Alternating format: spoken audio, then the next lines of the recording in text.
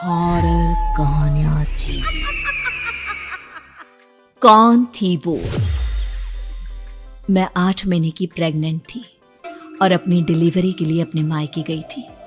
माँ ने मुझे फोन पर बताया, घर के पीछे की तरफ जो खाली जमीन थी ना, वहां पर एक नया कमरा बनवा लिया है।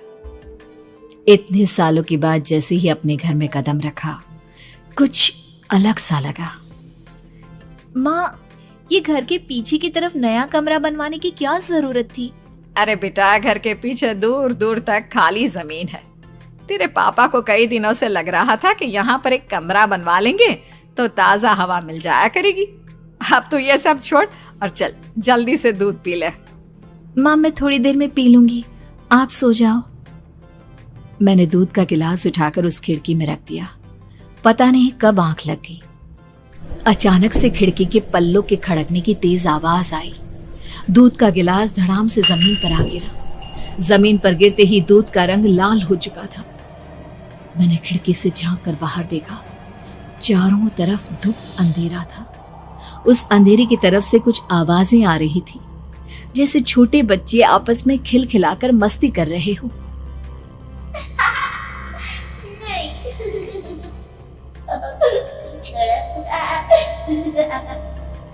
इतनी रात को इतने घनघोर अंधेरे में बच्चों की आवाज कैसे आ रही है?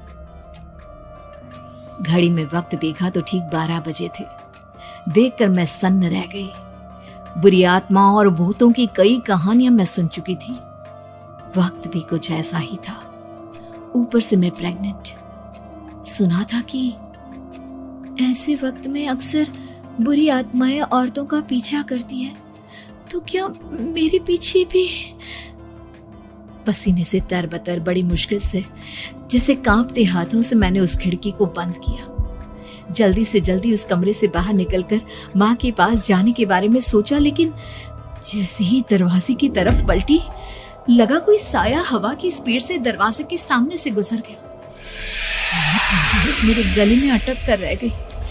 मैं जोर से चीख कर माँ को बुलाना चाहती थी, लेकिन वो आवाज खुद मेरे कानों तक नहीं पहुंच पा रही थी।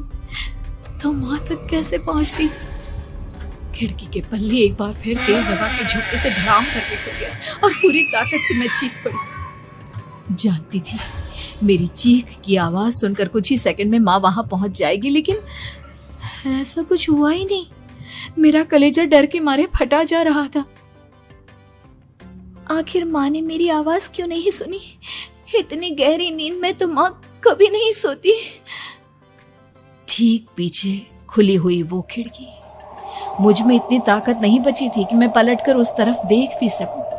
हवा का एक सनसनाता हुआ झोंका उसी वक्त मेरे कानों से आकर टकराया। लगा जैसे किसी ने दबी हुई आवाज में धीरे से मुझसे कहा, चली जाओ यहाँ से। मैंने दोनों हाथ अपने कानों पर रख लिए और एक बार फिर ताकत लगाकर जोर से चीखने की कोशिश की। माँ! पापा! मेरी आवाज उस कमरे की दीवारों से टकराकर वापस मुझे ही सुनाई दे रही थी। जितनी ताकत के साथ मैंने चीखने की कोशिश की थी, कुछ ही देर बाद उससे कहीं ज्यादा तेज और दर्दनाक चीख मुझे सुनाई देने लगी। ये आवाज ठीक मेरे पीछे खिड़की से आ रही थी। वो आवाज मेरे कानों में पिघलते हुए लोहे की तरह गिर रही थी। उन आवाजों में हैवानियत थी। वो आवाजें किसी इंसान की नहीं है, इतना मैं समझ चुकी थी। कांप रहे हाथों से मैंने अंधेरे में कुछ ढूंढने की कोशिश की। तभी अचानक मेरा हाथ बेड पर रखी टॉर्च पर पड़ा। किसी तरह ताकत लगाकर टॉर्च का बटन ऑन किया, लेकिन ये क्या? सामने दरवाजे पर 3 छोटी लड़कियां खड़ी हुई थी। उनके हाथ में स्टील के चमचमाते हुए चाकू थे। मैं घबराकर लड़खड़ाई और पीछे की तरफ हटी, लेकिन तब तक वो मेरे पास आ चुकी थी। उनकी गर्दन टेढ़ी थी और उनके हाथों के वो चाकू मेरे पेट को निशाना बनाने को तैयार। मैं जोर से चीखी, नहीं, छोड़ दो मेरे बच्चे को, मत मारो, मत मारो, छोड़ दो मेरे बच्चे को। सोनाली, क्या हुआ बेटा? तू इतनी डरी हुई क्यों है? उठ बेटा, क्या हुआ? हड़बड़ाकर मैंने अपनी आंखें खोली। देखा तो दिन निकल आया था। माँ मुझे जगा रही थी।